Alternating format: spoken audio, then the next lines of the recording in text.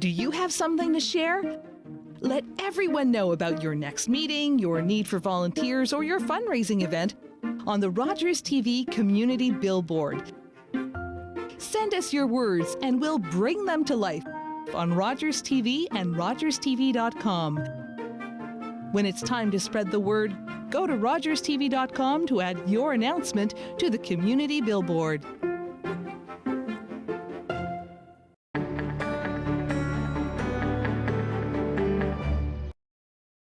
We interrupt our regularly scheduled programming in order to bring you the following special presentation.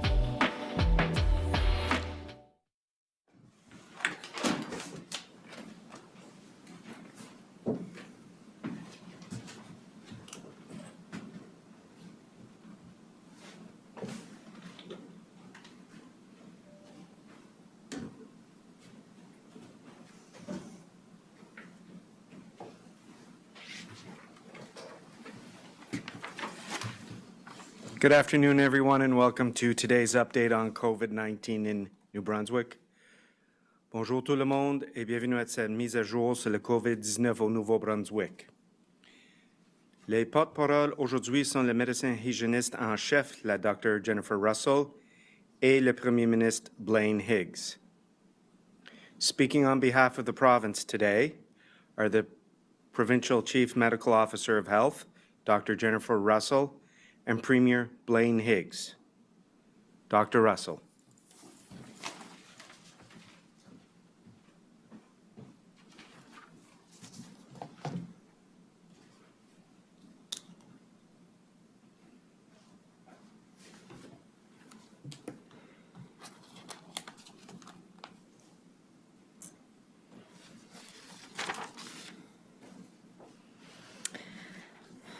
Good afternoon.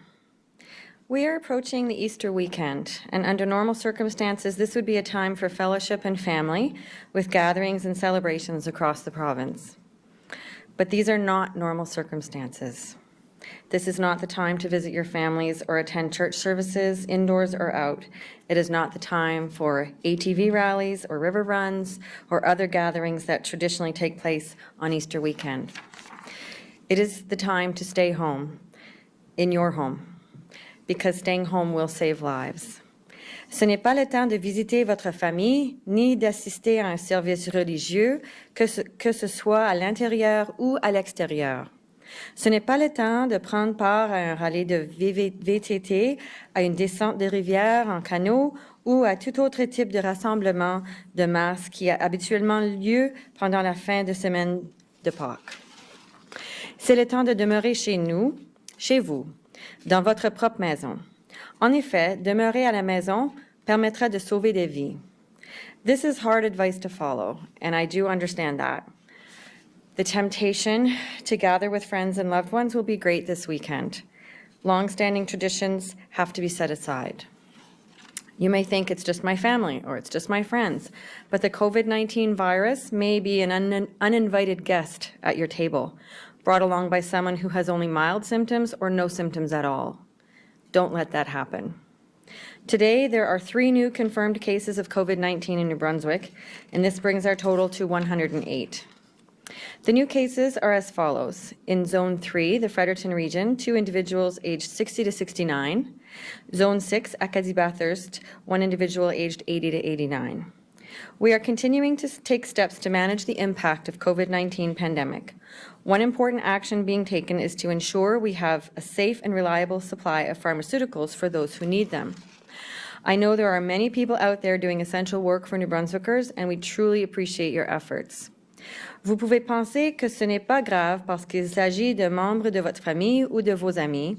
Cependant, la COVID-19 pourrait se présenter à votre table, invité involontairement par quelqu'un qui ne présente pas de symptômes que de symptômes légers, voire aucun symptôme. Ne laissez pas cela se produire. Aujourd'hui, j'annonce qu'il y a 3 nouveaux cas confirmés de COVID-19 au Nouveau-Brunswick, portant le total à 108 cas dans la province. Les nouveaux cas sont répartis comme suit. Les nouveaux cas incluent des 2 personnes âgées entre 60 et 69 ans dans la zone 3, région de Fredericton, une personne âgée entre 80 et 89 ans dans la zone 6, la région d'Acadie-Bathurst. Nous continuons à prendre des mesures pour gérer les répercussions de la pandémie de COVID-19. L'une des importantes mesures prises consiste à nous assurer que nous avons à notre disposition une réserve fiable et sécuritaire de produits pharmaceutiques pour ceux qui en ont besoin. I want to take a moment to thank New Brunswick pharmacists, pharmacy technicians and their staff who are working hard to ensure all New Brunswickers continue to have access to their medications during this challenging time. New Brunswick's 233 pharmacies remain open. Our community pharmacists are playing a major role in supporting our health system's response to the pandemic. At a time when in-person access to many healthcare providers is restricted, pharmacists are facing a surge in interactions with members of the public. They are helping to reduce non-essential physician visits by extending expired prescriptions, providing emergency prescriptions, assessing and treating more minor ailments. Please do your part to protect pharmacists and their staff by going to the pharmacy only when it is absolutely necessary. Please do not go to the pharmacy if you think you have COVID-19 or you think that you might have it, or you think you have come into contact with someone who has it. Call your pharmacist to ask questions instead or arrange for curbside pickup or delivery of your medications. Veuillez contribuer à protéger nos pharmaciens et les membres de leur personnel en vous rendant à la pharmacie seulement quand il est absolument nécessaire de le faire. Ne vous rendez pas à la pharmacie si vous êtes infecté de la COVID-19 ou croyez que vous pourriez l'avoir contracté. Appelez plutôt votre pharmacien pour lui poser des questions ou obtenez vos médicaments par l'intermédiaire d'un service de cueillette sur place ou livraison. It appears that we are continuing to do better than many jurisdictions in terms of case numbers, hospitalizations, and severe illness. Whether this continues is up to you. It would be tragic to see an upsurge of cases after this weekend because people decided to have family gatherings over Easter against the advice of this office. There are other ways to celebrate the season. Family gatherings can take place virtually, with everyone safe in their own homes. Religious services can be live streamed, but no congregation members can be on site, and those operating video equipment must maintain physical distancing. With your cooperation, we will make Easter and all religious observations as safe as possible for everyone. Mass recreational events, big gatherings, will have to wait for another time when they can be conducted safely. Les cérémonies religieuses peuvent être diffusées en direct, mais aucun membre de la congrégation ne doit se trouver sur place et les personnes chargées de faire fonctionner la vidéo doivent respecter les règles de distanciation physique. Grâce à votre collaboration, nous rendrons cette fête de Pâques et toutes les cérémonies religieuses aussi sûres que possible pour toutes et tous. Les activités récréatives de groupe devront attendre à plus tard, lorsque sera possible de les faire en toute sécurité. You can also use this weekend to give thought to how you can show compassion for your fellow New Brunswickers. The Premier and I speak every day about case numbers and percentages, but we must remember these are people. They are men and women and children with lives and hopes and families. They need and deserve our compassion, especially now. Your neighbor may have COVID-19, or they may be concerned that they have come into contact with it, or they may be concerned about a loved one. They may be self-isolating to prevent the further spread of this disease. No one needs or deserves your fear, your contempt, or your condemnation. They need and deserve your compassion. Your neighbor, again, anybody who's concerned that they may have come into contact, whether they're in your community or not, I think we do have to be very, very aware of stigma, ostracization, and harassment. We really don't want to see any of those actions taking place. Votre voisin pourrait être infecté de la COVID-19 ou craindre d'avoir été en contact avec une personne qui l'a contracté. Votre voisin pourrait être en train de s'auto-isoler pour prévenir la propagation de cette maladie. Votre voisin ne mérite pas vos craintes, votre mépris, ni votre condamnation, et n'en a pas besoin non plus. Votre voisin mérite votre compassion et en a besoin présentement. This is a difficult time for anybody who is touched by COVID-19. The grieving process will be very difficult, as this isn't a time that we can have funerals that are in a normal way. This is not a time when we can actually visit loved ones in the hospital who have COVID-19. This is very, very emotionally challenging, and I think we have to respect that for everyone. So give your neighbor a call this weekend just to chat, or one of your loved ones that you know is isolated. Offer to pick up groceries, medications, or other needed supplies. Show them that you care and that you want them to regain their health as soon as possible, and tell them they are not alone. In particular, I would ask that this weekend you give thought to the plight of your elderly neighbors. It is a stressful time for many of them. They are separated from their families and struggling to maintain their independence. And while anyone of any age can contract COVID-19, it is among the elderly and those with underlying health conditions that this can be most severe. And I'm just going to quote some words from the American songwriter John Prine, who has toured here in New Brunswick, and I have many musician friends in town, and obviously there are many music fans in town in Fredericton and around the province who were fans of John Prine. And sadly, Mr. Prine died yesterday in New York of complications related to COVID-19. and he has a song called Hello in There. And he wrote of an elderly couple struggling with the isolation of old age. And he wrote, "You know that old trees just go stronger, and old rivers get wider every day, but old people just grow lonesome, waiting for someone to say hello in there."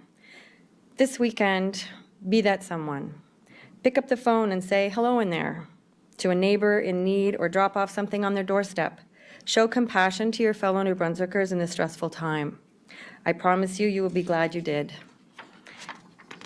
En fin de semaine, soyez cette personne. Dites bonjour et saluez un voisin dans le besoin.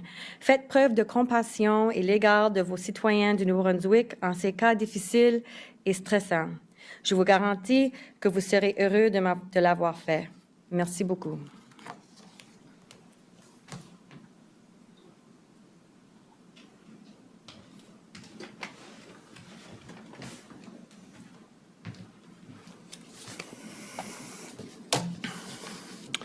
Good afternoon. Bonjour. For many New Brunswickers, the Easter long weekend is traditionally a time to get together with family and friends. We attend church services, have big dinners, we visit, we go on an Easter egg hunt.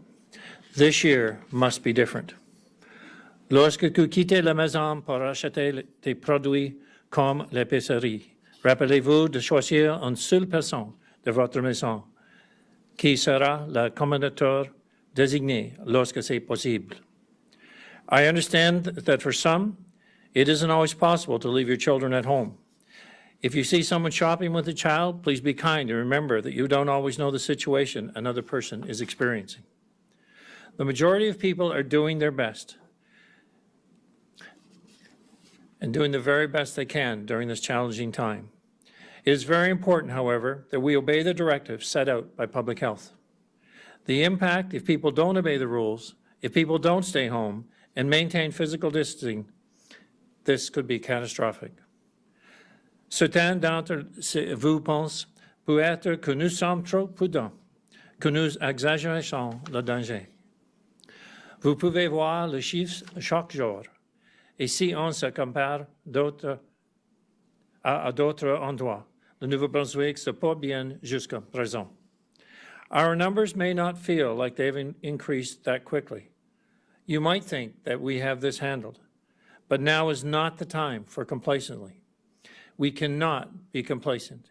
We must stay strong, stay focused, and stay home. Pour que les choses reviennent à la normale le plus rapidement possible, il est plus important que jamais de respecter la loi. The more people go out, visit friends, drop by to see family, the longer this will drag on for all of us. It is important to remember that while we are talking about numbers, those 108 cases identified thus far are people with friends and loved ones of their own. Certaines de ces personnes sont à l'hôpital, certaines en peur. Leurs amis et leurs familles ne peuvent pas les aider. When you have COVID-19, no matter how sick or scared you are, you must be isolated for the safety of others. No one wants that for someone that they love. That is why this weekend I won't be having Easter dinner and visiting my mother. It is why I won't be enjoying an Easter egg hunt with my grandchildren. And I won't be the only one making these sacrifices. Nos travailleurs de la santé seront très occupés pendant la fin de semaine. Mais ils ne passeront pas de temps avec leurs familles et leurs amis, comme ils leur volent. Ils vont plutôt fournir le part des efforts pour assurer la sécurité des gens du Nouveau-Brunswick. Our law enforcement officials will be also out and about this long weekend, doing their part to keep New Brunswickers safe. Their goal continues to be to educate and advise about what must be done to flatten the curve and slow the spread of COVID-19. Ideally, no one will be ticketed. Ideally, everyone will be following the rules. Si vous ne respectez pas la loi, si vous avez été averti et que vous continuez à ne pas respecter les règles et à mettre la vie de tout le monde en danger, il y aura des penalties. If you make the decision to not obey the rules, there will be a cost. As we head into the long weekend, stay home and stay safe. Do this not just for yourselves, but for your family, your friends, and all New Brunswickers. If you do venture outside, ensure you are respecting the rules in regards to social distancing. Every person in this province has the power to make a difference. And all you need to do to make that difference is to follow the rules from public health. I understand it is difficult, especially as the weather gets better and this situation continues. If we follow the rules this weekend and stay home, we will possibly be able to enjoy the really good weather when it finally arrives. We live in a beautiful province, and under normal circumstances, we like to get out and explore. We know there are at least 2 ATV rallies planned this weekend. That is a mistake. A rally exposes you to friends and neighbors unnecessarily. These are not normal circumstances. Please help us to control these symptoms, to control this disease, and to have it subside. Please don't travel any further than you must. To date, we have 108 cases identified positive out of 6,600 tests. Of the 108, 50 have recovered. While this is good news and shows we are gradually improving, that could all be lost this weekend. At a funeral in Newfoundland, 1 case became 17 and then grew to 143 cases, all from 1 person with no evident symptoms. Plus vous allez loin de votre maison, plus vous pouvez être en contact avec des personnes, et plus grand est le risque pour vous et les autres. Une fois que cette pandémie sera terminée, notre belle province sera toujours là, prête à être explorée. And one day it will be over. Every day that passes, we are one day closer to that moment. But before we reach that point, we know there will be some tough days ahead. More New Brunswickers will get sick. Some may not survive. None of us want to see this happen. This long weekend, you must do your part. This long weekend could be a turning point for New Brunswick. This long weekend could be the one where we say New Brunswickers are on the roadmap to recovery and that we can once again look forward to a summer COVID-free. Is it possible? Let's not make this weekend determine the otherwise. Let us move and continue to move in a direction of being safe, healthy, confident, capable, and looking after our neighbors and not taking unnecessary chances. Stay healthy and stay home. Thank you. Merci. Thank you, Premier. Merci, Monsieur le Premier Ministre. Merci, Dr. Russell. Thank you, Dr. Russell. We will now proceed with questions from the media. Each reporter will have 1 question. You have the right to pose your question in the language of your choice. Nous allons maintenant procéder aux questions des journalistes. Vous avez le droit de poser vos questions dans la langue de votre choix. Chaque journaliste aura une question. Andrew Waugh, Telegraph Journal. Hello, my question is to the Premier. Premier, you mentioned 2 ATV rallies this weekend. Where are they, and do you plan to shut them down? Well, there's in 2 separate parts of the province. I won't identify particularly because these are the only 2 that I was made aware about. But I think that a lot of people, when the weather's good, now it's supposed to snow on Thursday and Friday and be miserable, so that's good. Maybe that'll extend on into Saturday and Sunday and Monday. But in case it doesn't, and the weather, which is currently predicting to be good, I'm just saying it's a common sense approach. It applies all across this province. And people just need to say, look, you know, the weather's going to be a lot better in a month or 2 from now. I'd really like to be able to enjoy that. So let's not lose it on the first long weekend in the spring. And cause our current trends to reverse, because we want to see our current trends continue to get better. Andrew, do you have a quick follow-up? Yes, I do, and again, it's to the Premier. Thanks, Bruce. Ontario Premier Doug Ford has just held his daily press conference, and he said he's run out of patience with the testing not being done to the province's capacity. They can do 13,000 tests a day, so he wants 13,000 tests a day done. Obviously, New Brunswick, you said, has a capacity of 1,000, but we're not getting to 1,000. Are you going to get to the point where you demand this gets ramped up to 1,000? Well, I will start that question or answer, Andrew, but I think maybe Dr. Russell would like to speak to it as well. You know, I appreciate that Ontario is in a different situation than we are here. Given the standards that we have put in place by the public health, we've followed those very closely. I think they've been explained numerous times. But the point of the situation is that, and I've said this too many times, we have enacted restrictions and put in place the protocols necessary to protect our citizens and to protect this virus from spreading. And if people follow those protocols, it won't matter how many people we test, because it won't change what we're doing in terms of how we have laid out a way to protect citizens. What will cause us to be into a situation like maybe we're seeing elsewhere is if people don't pay any attention to the rules and they congregate and they put unnecessary exposure to themselves and to their family. Right now, knowing what we know and seeing what we're doing and with the changes that have been made, the public health continue to evolve and allow our testing to be done where they feel it is most necessary to do so. We have the capability to ramp it up if need be, and we will. But we'll continue to follow the rules that are laid out by public health, because thus far, and with the rules we put in place physically, it would appear to be working. But I gave an example of where it could all go sideways.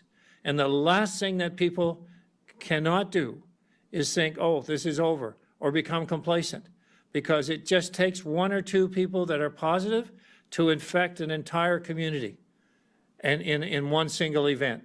And that could be an ATV rally way out in the middle of the woods with 30 of your friends that they go and visit their family and so on and so on.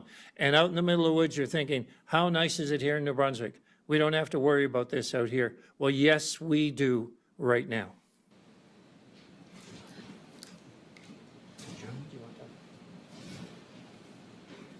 Thank you, Andrew. Elizabeth Fraser, CBC. Hello, my question is for Dr. Russell. Evidence suggests COVID-19 in children may cause a very mild response, maybe even look like the common cold. At this stage in the COVID response, what symptoms in teens or children would indicate a need for COVID testing? And also, what is your message for adolescents who can't seem to resist meeting up with their friends? So that's two questions. So the first question is around testing.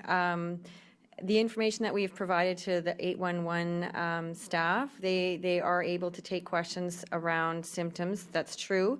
And if they feel that there's a need or a concern based on the answers provided and based on the risks that they perceive, then they would recommend testing. Just like the beginning of the outset, I've said several times, the family doctors who are working virtually can also provide some guidance and offer appointments. So I urge people to also go through that route if needed. And yes, we are seeing milder symptoms in younger people, but that doesn't mean that it's zero in terms of the cases that have occurred in other jurisdictions. For adolescents, we are saying that we don't want to see anybody visit with people outside their own homes. So that is the advice that for whatever age you are. So whether you're a teenager or not, we are recommending that you do not socialize with people outside your home.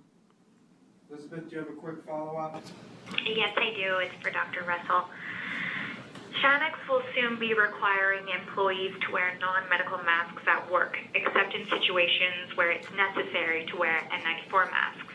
Do you think this is necessary for those employees to wear non-medical masks at all times? And if so, why aren't employees in hospitals or other long-term facilities doing this? Well, the research recently has just changed with respect to what we've gotten from Public Health Agency of Canada. So I do have some communications in the works for for healthcare facilities and nursing homes, et cetera. So the information that we have now is around asymptomatic or pre-symptomatic transmission, and it's about protecting others from becoming infected with you. So there'll be more information coming out around that, but as of right now, that's the basis of the recommendations. Thank you, Elizabeth. Michel Corriveau, Radio-Canada. Bonjour, c'est une question pour le Premier ministre au sujet des pêches. Est-ce que la province pourrait avoir un fonds d'urgence pour les entreprises dans le secteur des pêches aux morts et aux crabes si jamais il y avait des pertes ou si la saison était annulée?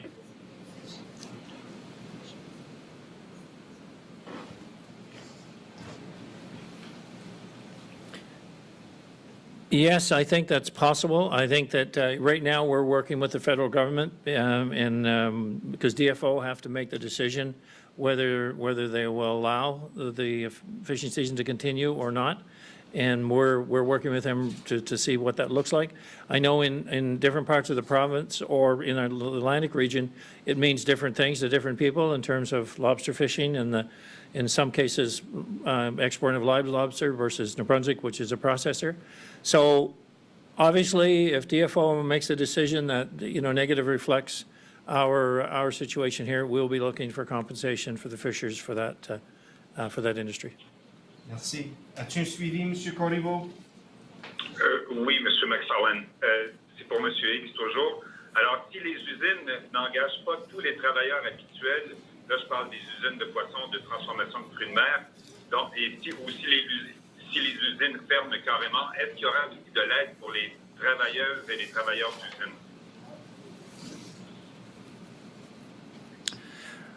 I think the same kind of the same logic would apply if these facilities aren't able to open up as they normally would. Then we'd have to look at what that means to the workers that would normally be covered, and also how that would reflect of a decision made totally for the COVID reasons, and that was the very basis on which funding was being applied to various individuals or companies around the province. So that logic would apply. I would say that. Right now there is a debate going on about temporary foreign workers, and I'm thinking that we probably have an opportunity in New Brunswick to look at maybe some of those businesses that were traditionally filled with temporary foreign workers, and they won't be available. As we look to restart our economy, we'll have to think of innovative ways to get our economy up and running in all sectors. But it's finding workers to be available to do that is going to be a critical component.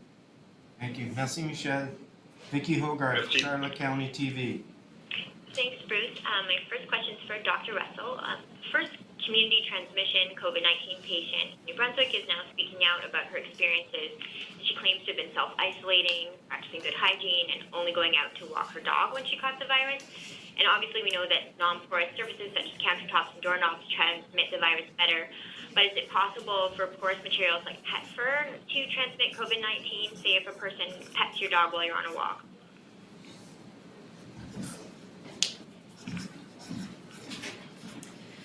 So earlier in the pandemic, we did have some information around how pets can be involved or not involved in transmission of COVID-19, and the research was definitely not definitive. So our advice was if you were self-isolating, that perhaps you should not self-isolate with your pet, but we do recognize that pets are members of your family, and so they provide emotional support, et cetera. So in this particular case, we don't have all the evidence around whether or not pets are transmitting or not, or whether they're vectors at this point. And so I think all I would say is make sure you practice really good hand hygiene, and I think you should really not let other people touch your pet, and when you're out in public, when you're walking your pet. And so that's my best advice around pets right now.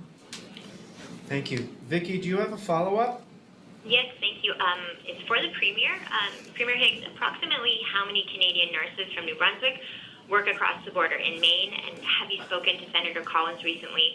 Do you know if she's reminded President Trump of our intertwined relationship, Maine and New Brunswick, and how their hospitals rely on Canadian nurses? Well, we certainly did indicate that in relation to the discussion we were having around Campbell Island and people's need to cross back and forth across the border, and that applied to all professions. I don't know exactly how many that actually have, work in the hospital, whether it be in Lubeck or vice versa, working in the St. Stephen Hospital. I can find out or ask for that information. As for speaking with Senator Collins, I have not spoken directly with Senator Collins. There would be people that within our departments that will have likely spoken to individuals there, because we are in contact with Maine officials about their situation, and also understanding their supplies. Most recently, we were asking about their supply situation and what they were in need of, and going back and forth. Because we are working together, not only with our own Canadian counterparts, but also our immediate neighbors. And despite what we recently would have seen, from the U.S. official position from President Trump, we basically feel it's important that we look after our neighbors around us, because at the end of the day, we each rely on each other. Thank you, Vicky. Mike Cameron, CTV. Thank you, Bruce. Asking a question of Dr. Russell on behalf of a person who contacted us. They were wondering if testing for COVID-19 would be expanded to include any workers or residents of a senior's residence or nursing home where a case has been identified. They were thinking of the Shanex case in Quispam-Cis, but the same question would apply to any senior's residence or nursing home in the future, I guess. I mean, will residents in those cases and workers in those cases be tested? So each situation is assessed by my regional team based on the risk, based on exposure, et cetera. So those types of questions can't be answered in a broad way in terms of, each nursing home will be treated the same way. It'll always depend on the type of exposure and doing the contact tracing that would normally be done in that type of setting. So the testing would be based on the risk assessment that the regional team would do, and the appropriate people who need to be tested will be tested. Mike, do you have a follow-up? Yeah, for Dr. Russell again, if you don't mind. The doctor alluded to what looks like better numbers here in New Brunswick compared to other jurisdictions in terms of the number of cases that have been confirmed. For example, we are less than a third the number of cases of our neighboring jurisdiction in Nova Scotia. And I wonder if the doctor has come to any conclusion, or if she's investigating why that would be. Is it because of the numbers we're testing, or who we're testing, or how could that be? If Dr. Russell has come to any conclusions? I think it's very early in the pandemic to really come to conclusions, because again, we're continuing to monitor the numbers in terms of, things that we're looking at right now are based on whatever people's actions and activities were 2 weeks ago, really. So the picture that you get today is basically things that happened almost 2 weeks ago. So moving forward, that's really the snapshot in time that we have. With respect to testing, we have continually changed our case definition as the national case definition changed, which changes who we test in terms of prioritization. So we have expanded changed the case definition. We've expanded the testing criteria to no longer include the criteria of having traveled outside the province. So we are testing symptomatic people who have not traveled at this point in time. We are prioritizing healthcare workers and people in vulnerable situations and institutions. And we have, for a couple of weeks now, been doing what's called sentinel testing, where we were testing people in the hospital and in emergency departments who were not considered, who hadn't traveled either. And so this has been going on for several weeks, and none of those test results came back positive. So these are good indications that we are on the right track at the moment, but that doesn't mean that we'll stay on the right track. Obviously, the other indicators that we're looking at would be hospitalizations and ICU admissions, because we know that those are a reflection of the total population in terms of how many people have been infected. So as you see the number of cases go up in total, you will see a proportionate increase in the number of hospitalizations and a proportionate increase in the number of ICU admissions based on the hospitalizations. So there's the total number, and then the percentage that's hospitalized, and of the hospitalizations, the people who are in ICU, et cetera. So those are some of the indicators that we're looking at. And again, we're going to continue to do the testing based on the case definition and the criteria that we have right now. As the Premier said, we have the capacity to test up to 1,000 people a day. We have all of our testing centres up and running. We have access to 811. We have access to virtual care with family physicians. So I think that this will continue to evolve. We will continue to monitor and see what happens based on, again, the advice and the measures that are in place right now with respect to social distancing and no mass gatherings, et cetera, and only essential businesses are open. So all of these measures combined with the testing, with the advice, and with people following those recommendations and following the emergency measures that we have in place, I think all of this will continue to generate information. I did see somebody post something somewhere that they thought that we had peaked already here in New Brunswick, and I can't imagine that we have already. Again, we are going to keep our eyes open, continue to monitor, continue to look at the data, and continue to encourage everybody in New Brunswick to follow our recommendations. Thank you, Mike. Silas Brown, Global. Hi, Premier. We've heard from people in the Moncton area who are being pulled over by the RCMP and questioned about where they are going. The Kodiak RCMP is also telling the public that people can be pulled over and be fined if their travel is deemed to be non-essential. I have not been able to find anything myself in the state of emergency declaration that mentions anything about limiting travel within the province. So I'm curious, where this power is coming from, if it's coming from the state of emergency, and if not, why are police being allowed to conduct what effectively amounts to street checks? I guess, we are in unusual times right now without question. And although the directive is not to say, you can't go from point A to point B within our province, the directive is we encourage people to stay home and use their common sense and go for essential travel only. So to understand, and I personally, I commend the initiative of the police force or public safety to understand where people are going and why, because that helps us make better decisions on what's required to limit exposure.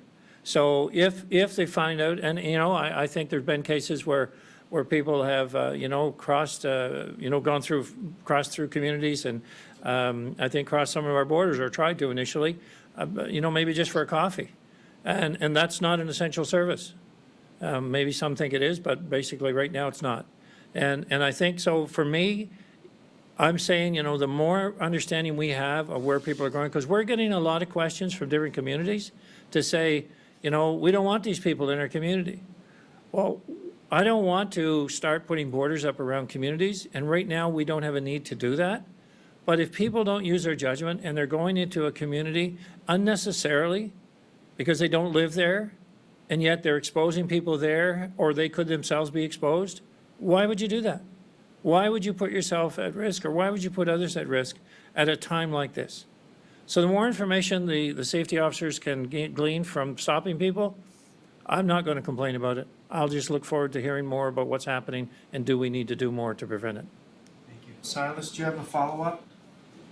Yeah, can you be extremely clear with New Brunswickers here and tell them, what exactly they can do? If somebody, for example, this weekend feels like going for a drive, not necessarily even leaving their car, can they expect to be pulled over and fined by provincial police for doing that? I don't think they will be fined. They could be pulled over and asked. Now, they might be fined if they're speeding or doing something other than that. But if it's a car full of people going somewhere, well, right there's a violation, because we're saying and they're not family members. So let's say you saw a group of people traveling and they're questioning, are these family members or are they not? Now, I would say then that's reason to pull someone over and find out what's the situation, because that would not be practicing our social distancing requirement. If someone, through the process says that, they drive around their community, they don't get out of the car, they're family, they're not friends and neighbors just traveling, are we going to fine them for that? No, we're not going to fine them for that. But there is a common sense element here. That's what we're asking people to pay attention to. Don't take anything for granted. Don't take any unnecessary chances, because you're only exposing yourself and other ones and other loved ones that you could hurt inadvertently. Think about that, the example I used of the funeral home in Newfoundland, where one person went to 17 and went to around 150. And that's what it takes, is just somebody who says, this isn't my problem. Well, it is. Every one of us has a duty here. Every one of us has an obligation. And I'm convinced that we can lead the country here in minimizing our exposure by doing what makes sense. Thank you, Silas. Kevin Bissett, Canadian Press. Question for the Premier. Premier, I want to follow up on a question from Michelle Corvo earlier. While it is a federal decision, what advice are you giving Ottawa in regards to the opening of the spring fishing season in the province, and what impact could that have? Well, at this point, we would like to see it delayed. But that'll depend, we're working with our other provinces and what it means to others as well. But I think if we had a choice, it would be delayed at least for a few weeks and maybe a little longer. But we are, having these discussions with our officials and other provincial officials to determine what is the best outcome. Kevin, do you have a follow-up? Yeah, just quickly, if the season were canceled or at least reduced, who should be providing compensation? Should that be the province or Ottawa? It's a federal decision. DFO manages these resources, and if it comes to a point where the season is canceled, I mean, that is another whole new story. If it comes to a point where there's delayed, it can be recovered. But in either case, we would expect the federal government to compensate. Thank you, Kevin. Thank you. Thank you. Mathieu Wacomo, l'Acadie Nouvelle. Bonjour, je ne suis pas certain si ma question est pour Dr. Russell ou le Premier ministre. Je me demandais si la province avait toujours l'intention de publier ses projections concernant le nombre de cas et le pic éventuel, et si oui, à quel moment ce serait rendu public. Peux-tu le répéter une autre fois, s'il vous plaît? Oui, j'aimerais savoir si la province a toujours l'intention de publier ses projections du nombre de cas et le pic éventuel, et si oui, quand ce sera publié, quand ce sera rendu public. On sait que le Québec et l'Ontario, l'Alberta ont déjà rendu ça public, notamment. Yes, we will be publishing our information. In fact, we're reviewing with Public Health and with the Health Department and our new pandemic task force today. We hope we will be meeting as a COVID committee later today and the cabinet tomorrow. At this point in time, we could be ready to publish it tomorrow, but if not, it could be some early next week. But we're not talking weeks here, we're talking days. But when we publish it, it'll be information that is worthy of publishing. It'll be, estimates of like we have seen in other provinces of worst case, best case scenarios, and make it as relevant as we can, which is difficult in terms of the testing process and the number of cases that we actually have at this point, to determine, can we make an accurate projection at this stage? And that's been kind of the focus here, is how accurate can we be? We want to make sure people realize this is very, very real. The potential is very, very high. And so the situation that we present wants to be as accurate as possible, needs to be as accurate as possible. As-tu suivi, M. Como? Oui. Thank you, Premier. Dr. Russell, êtes-vous d'accord avec la publication de ces projections-là, et pensez-vous que c'est une bonne idée, et pourquoi? Oui, je crois que c'est une bonne idée parce que ça nous donne des projections pour qu'on puisse vraiment faire des ajustements comme nécessaire pour de la planification. Alors, les plans qui sont déjà mis à jour, qui sont déjà mis en place, s'il faut les ajuster, il faut vraiment avoir un plan qui inclut tous les détails, tous les scénarios, parce que si on planifie pour seulement quelque chose qu'on croit qu'il va arriver, puis on ne planifie pas pour le cas le plus pire, ça veut dire qu'il y aurait des surprises au niveau de planification, puis on ne sera pas préparé. Alors, c'est vraiment pour donner l'information au public, et c'est aussi pour informer la planification. Merci. Merci, M. Como. Danielle McCready, CBC. Hi there. My question is for the Premier. Public Safety Canada recently compiled a list of essential services as a guide for provinces to follow, but each province can kind of change that list as they deem necessary. In New Brunswick specifically, who compiles the list of essential services, and are we following the Public Safety Canada list?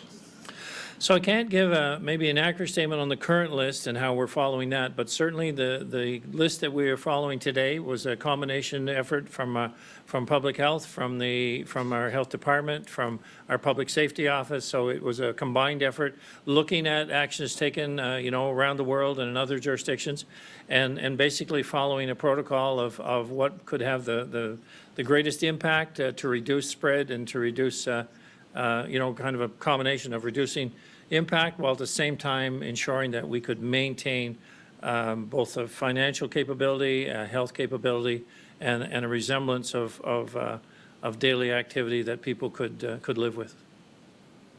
Do you have a follow-up, Danielle? Yeah, I've got a question for Russell. Doctor? There has been an issue of false negative tests in COVID-19 in Ontario. Has there been an issue of any false negative tests here in New Brunswick? If so, how do you go about fixing those problems? I haven't been made aware of any false negative tests at this time. Thank you. Pascal Archnug, l'Acadie Nouvelle. Oui, bonjour. Ma question est pour le Premier ministre. Premier Higgs, I'm digging into how emergency measures compare in the Atlantic provinces, provincial measures. Nova Scotia has decided to offer targeted grants to affected businesses. I'm wondering, are you considering offering such grants in New Brunswick or perhaps other additional measures to what's being offered now? We are considering, Pascal, all aspects of the economic recovery model. So I believe with ONB and our Navigator program, we've had now over 1,200 businesses that have connected and seeking direction through the federal program, as well as what could possibly be available provincially. We've said all along that our goal was to connect and fill the gap there. We're also looking strategically all over our province and saying, how do we get communities started back up? How do we get businesses started back up? How do we get lives back to normal? So even though our focus continues to be on health, we are also including in our focus now a recovery aspect of how do we get New Brunswick back. So yes, we don't exclude or any possibility that we will have to participate in a financial way provincially as well. And we had announced some programs to that effect. I spoke yesterday a little bit of individual programs as well as business-related programs that had a range. I think the business side was varied up to $1 million, I think, but it'll vary depending on the situation. Thank you. Monsieur Nog, as-tu un suivi? Wait, my question now is about more individuals. Nova Scotia has increased payments to social assistance recipients by $50 per person. Have you thought about doing the same in New Brunswick? So not directly. I'm sure social development are considering the aspects and the impacts on social assistance recipients so that we can certainly maintain them whole as well as we're looking with everyone else. So I haven't had that particular aspect brought forward at this stage, but I know we have looked at all cases of impact, the concerns on social assistance, the concern of mental health, the concerns of access. I have information, different stories that we're saying that people that need support need it now. We've been in touch with companies that want to support and be helpful in this process. So it is on the radar. I just am not aware of a particular initiative like you've described in Nova Scotia at this point. Merci, Monsieur Rachnog. Merci.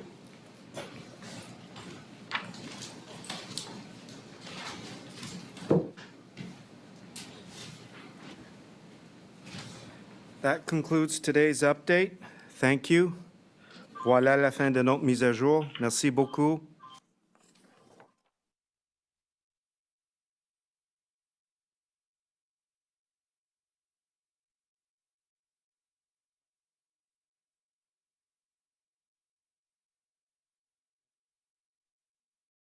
length of the preceding program, we now join the regularly scheduled program already in progress. So yeah, I will be aggressive in a meeting, and the men in the meeting will be uncomfortable about that.